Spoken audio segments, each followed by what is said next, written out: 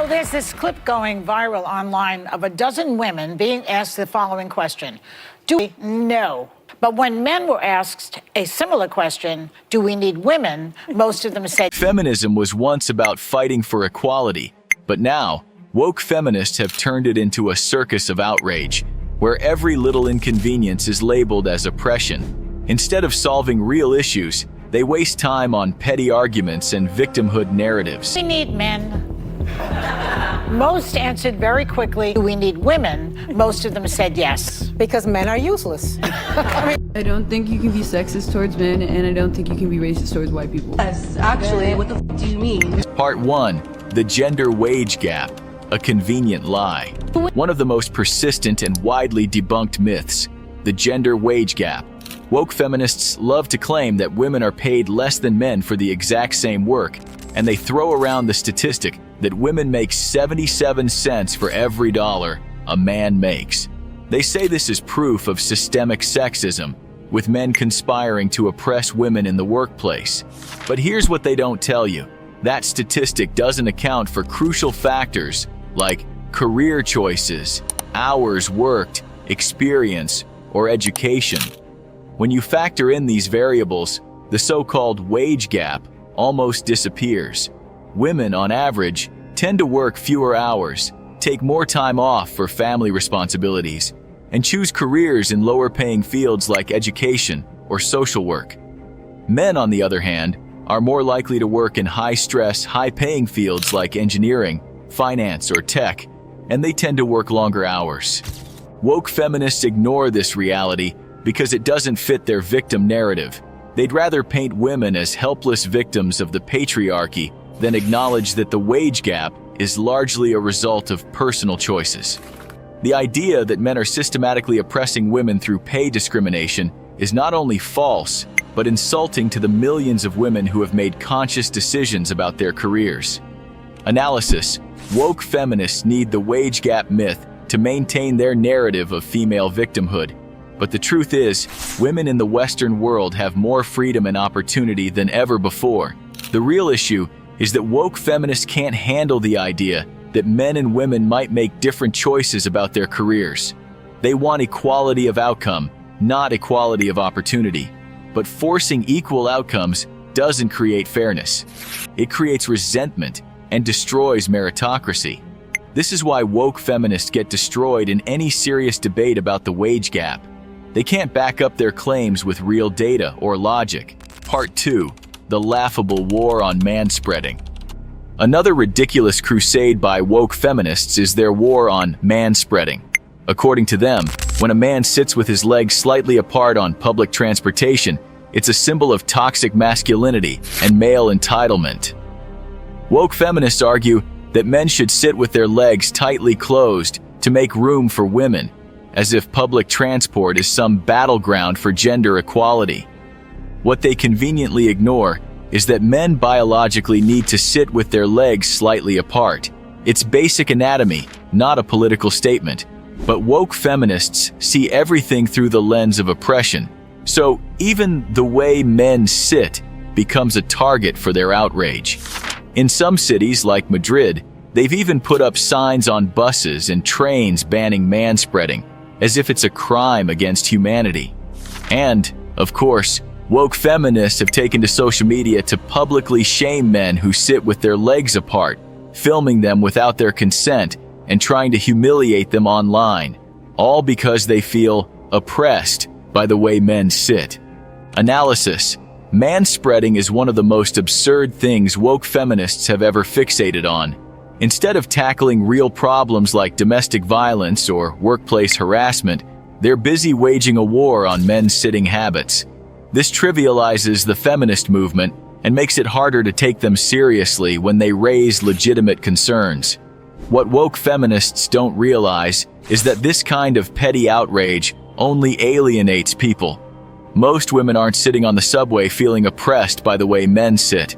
They're thinking about their jobs, their families, or their friends.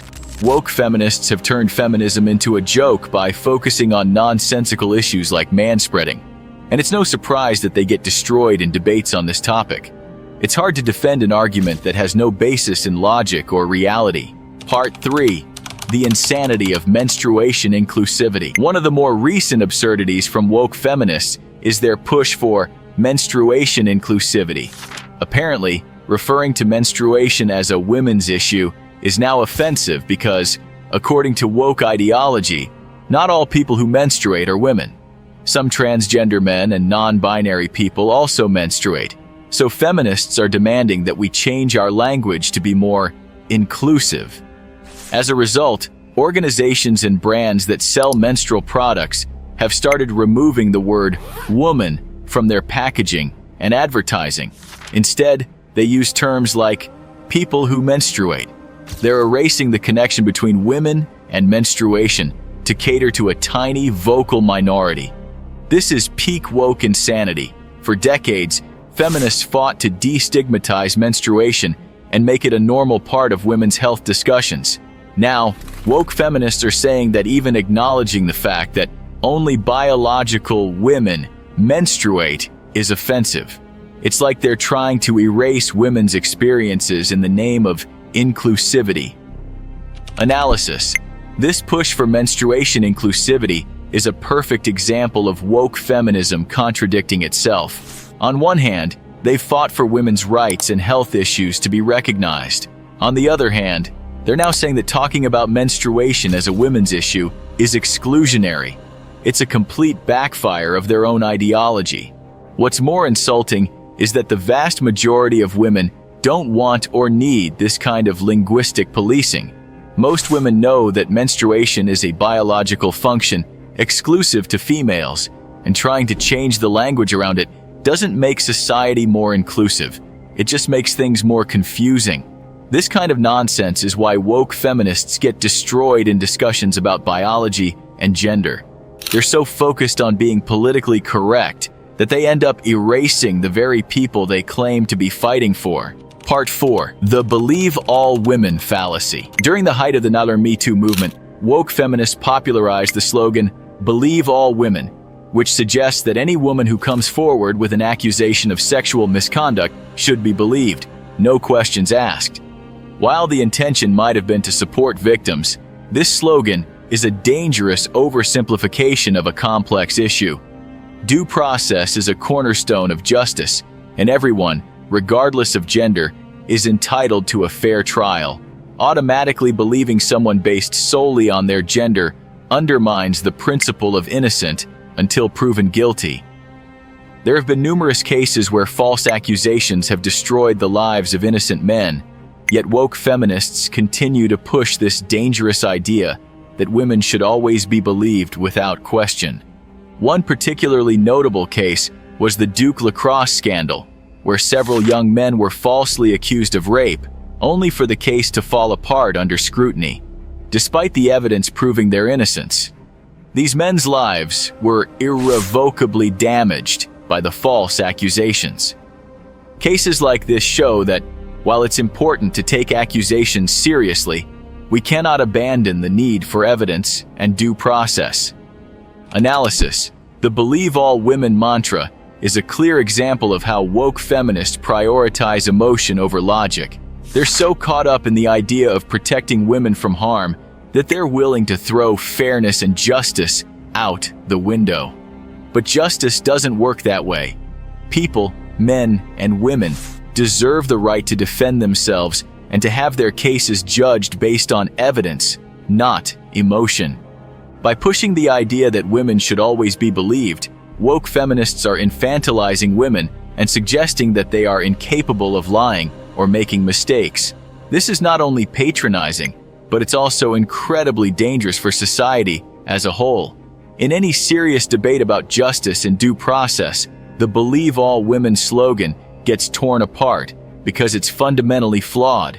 Part 5. Woke feminism's love affair with cancel culture. Cancel culture is one of the most toxic and destructive forces in modern society, and woke feminists have embraced it wholeheartedly.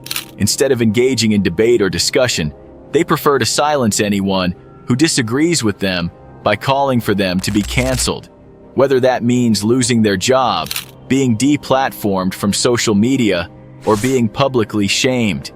This obsession with canceling people who hold different opinions is not only dangerous for free speech, but it's also incredibly hypocritical. Woke feminists claim to be fighting for equality and justice, yet they're perfectly happy to ruin someone's life over a single comment or perceived misstep. They don't want dialogue, they want compliance. One of the most egregious examples of this is the case of J.K. Rowling. The Harry Potter author has been relentlessly attacked by woke feminists for her views on gender and transgender issues. Despite her long history of supporting women's rights, she's been labeled as transphobic and problematic by the woke mob, who have called for her books to be boycotted and her platform to be taken away. Analysis: the hypocrisy of woke feminists when it comes to cancel culture is staggering. They claim to be champions of social justice, but their tactics are straight out of a totalitarian playbook. Silencing people who disagree with you is not activism, it's censorship, and it's a sign that they can't defend their positions through reason and debate, so they resort to canceling their opponents instead. Woke feminists have turned feminism into a weapon for silencing dissent, and it's backfiring. More and more people are waking up to the dangers of cancel culture, and they're rejecting the idea that people should be punished for having opinions that don't conform to woke ideology. This is why woke feminists are losing the culture war. They've abandoned logic and reason in favor of outrage and censorship, and they're being exposed for it. Woke feminism is destroying itself. Woke feminism has turned into a parody of itself. Instead of fighting for real equality, it's focused on trivial complaints like manspreading, pushing absurd ideas like menstruation inclusivity, and undermining justice with slogans like, "Believe all women." And when they can't win an argument, they turn to cancel culture to silence anyone who disagrees. But here's the truth: woke feminism is destroying itself. People are waking up to the fact that this movement has nothing to do with equality and everything to do with outrage and control. And when woke feminists are confronted with facts, logic, and reason, their arguments fall apart. That's why we're seeing them get destroyed in debates and discussions across the board. If feminism wants to survive, it needs to return to its roots, fighting for real issues that impact women's lives, not inventing new forms of oppression to fit a narrative. Until then, woke feminists will continue to get destroyed by their own contradictions and delusions.